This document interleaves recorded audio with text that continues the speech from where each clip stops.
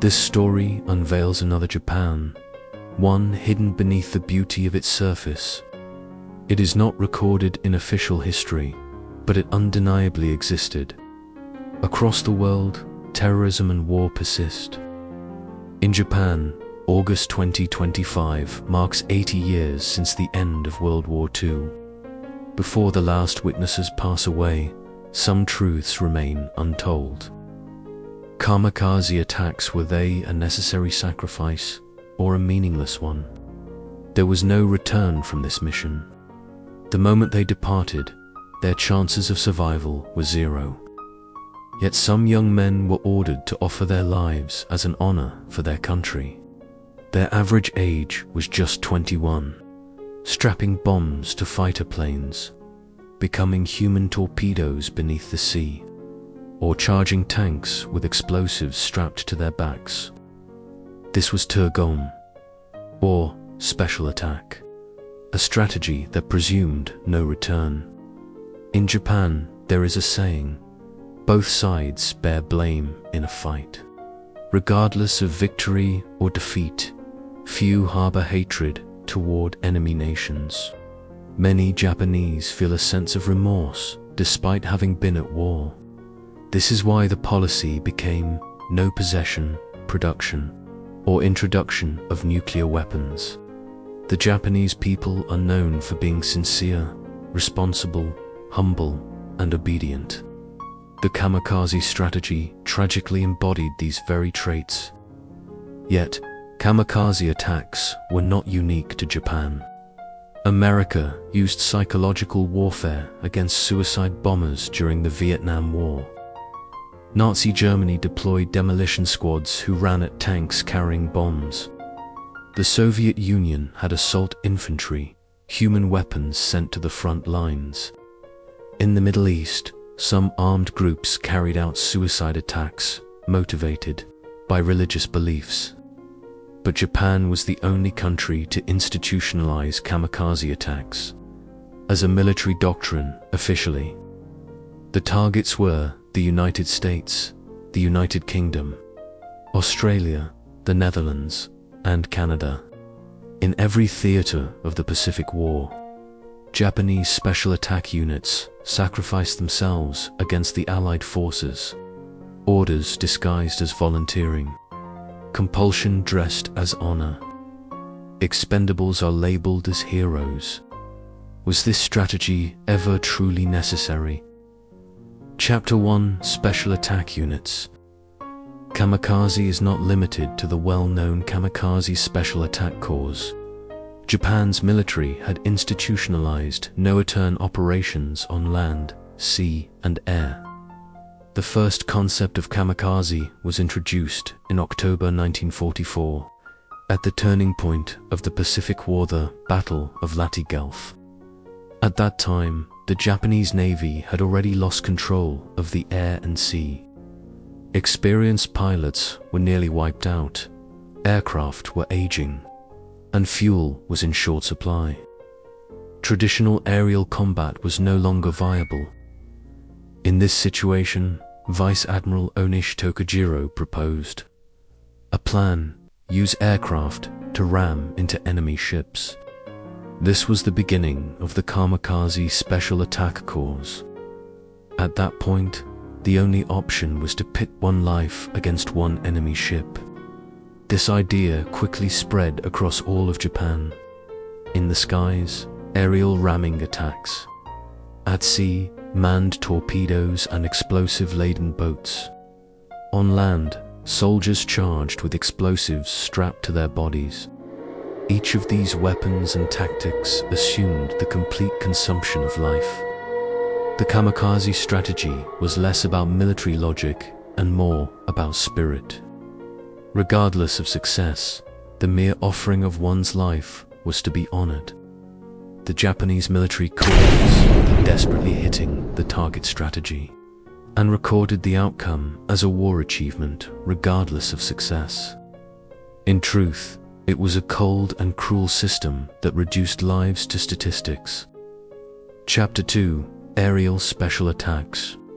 The Kamikaze Special Attack Corps is the most well-known form of aerial kamikaze. However, there were multiple other forms of air-based special attacks. Old Zero fighters and training aircraft were used for kamikaze missions. Bombs were mounted underneath, armor was removed, and speed was reduced. Pilots were often teenagers or in their early 20s, with minimal training and recruited as students. There were three main types of kamikaze aircraft. Zero fighters performing direct ramming attacks. Cherry Blossom, a rocket-propelled, manned glide bomb. Shinton Seiku bomb, an aircraft designed to detonate upon impact. None allowed for pilot survival. The aircraft itself became a bomb, the pilot's life the price of detonation. One of the plans that did not come to fruition was the Fugaku unit. The plan was to use super heavy bombers, called Fugaku, was to cross the Pacific Ocean and attack the US mainland. Cities like Los Angeles or San Francisco. The war ended before the aircraft was completed. Though claimed to be voluntary, in reality, entire units were pressured to all volunteers. One former kamikaze pilot testified, "Those who didn't raise their hands were called out individually and couldn't leave until they agreed." Kamikaze planes launched from bases across Japan. Once in flight, they couldn't use radios. They had to confirm targets by sight and then dive. Survival was not expected. Some succeeded in hitting their targets and damaging ships. But the Allies quickly enhanced defenses, with escort fighters and anti-aircraft guns forming strong countermeasures. Ultimately, these efforts proved unsuccessful in reversing the tide of war. Many young men vanished into the sea, never to return.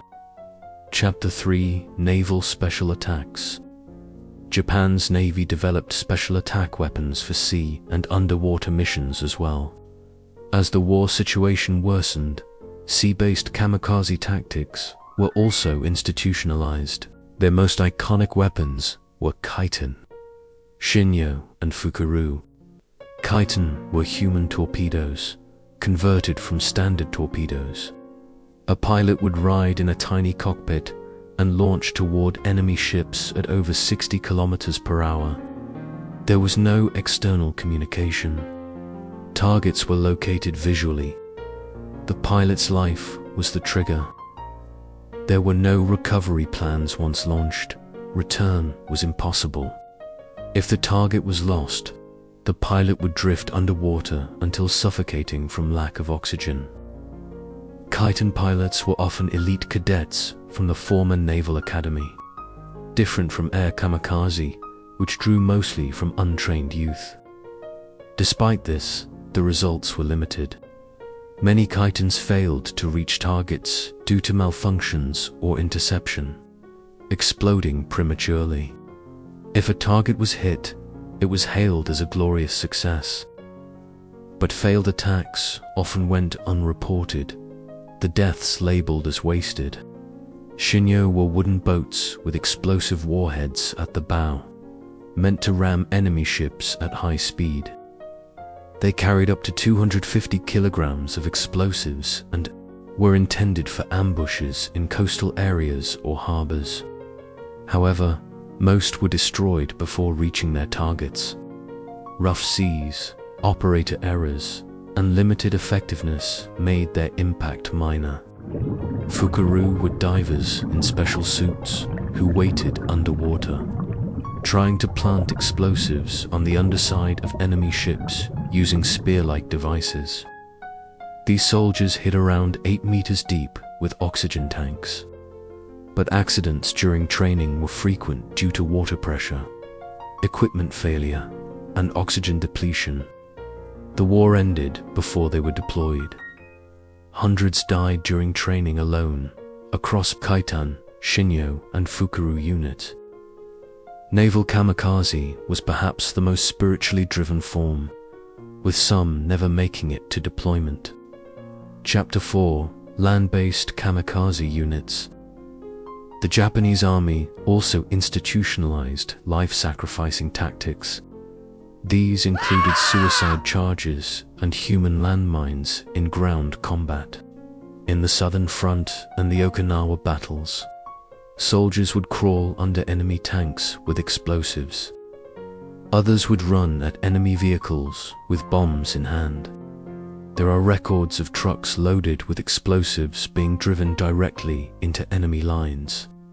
Also considered a form of kamikaze, since training was minimal. The land-based kamikaze involved large numbers of students and teenage soldiers. Many young boys in their teens were ordered to carry bombs into enemy lines. Some were told, if an enemy tank passes here, detonate. They would lie prone among fallen comrades, clutching manual detonators. If the enemy never arrived, they were abandoned. If it did, they'd perish in the explosion. One survivor later said, "Our lives existed only to be turned into numbers." Their deaths were reduced to kill counts for military reporting. These land-based kamikaze attacks were born from the military's belief that spirit could triumph over steel. It was a strategy that sent human willpower against armored machines. A devastating, tragic plan. Chapter 5 Orders disguised as volunteering. None of the kamikaze weapons included plans for return. Soldiers selected for missions were required to take memorial portraits and write farewell letters to their families. Even mental preparation was part of the mission. The night before deployment, a strange calm filled the barracks.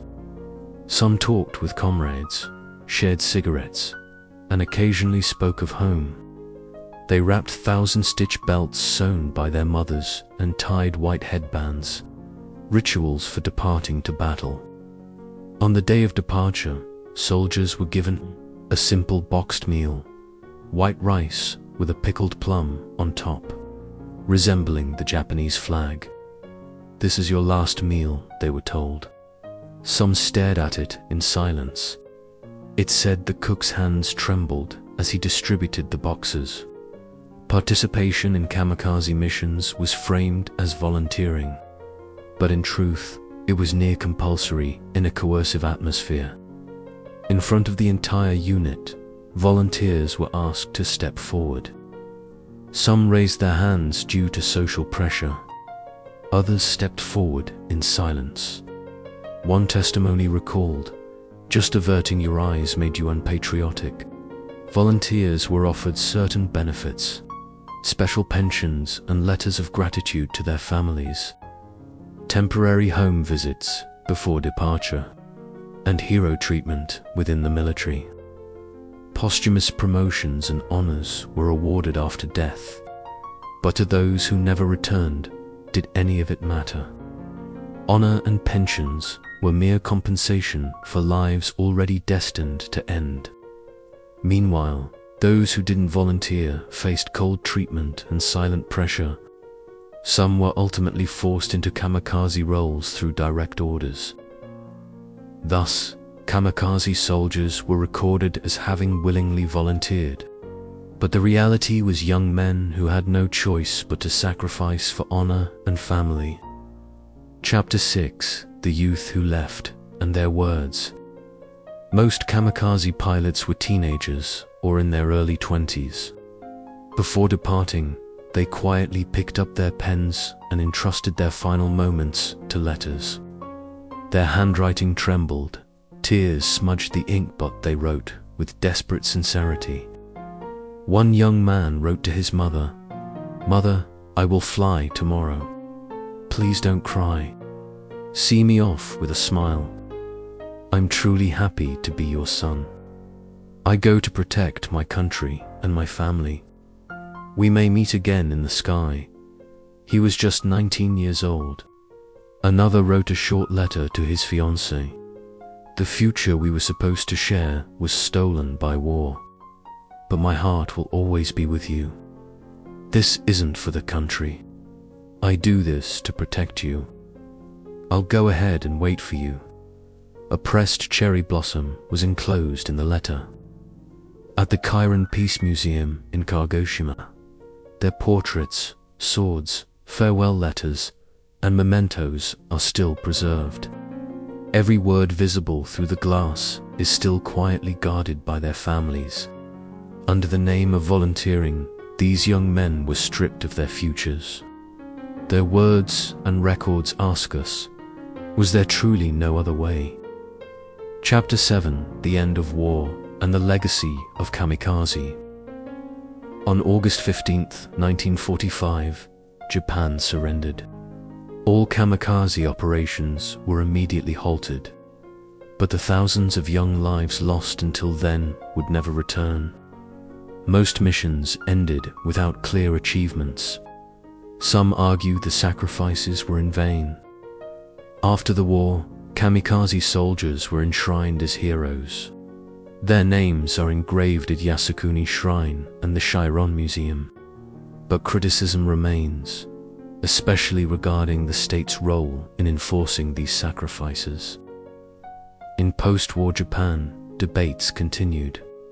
Should kamikaze be honored or condemned? The question remains unsettled, with school textbooks mentioning it only briefly. But we must ask, why were these young men sent on suicide missions? How were their lives treated? What were they given up for? The voices of the kamikaze remain at memorials and museums. What must be remembered is not their valor, but how their lives were used. We must confront that truth, so that such mistakes are never repeated. To do that, we must learn the facts and pass them on. What is war? Why do we fight, born on the same planet? Was it a necessary sacrifice or a meaningless one? How you feel is up to you.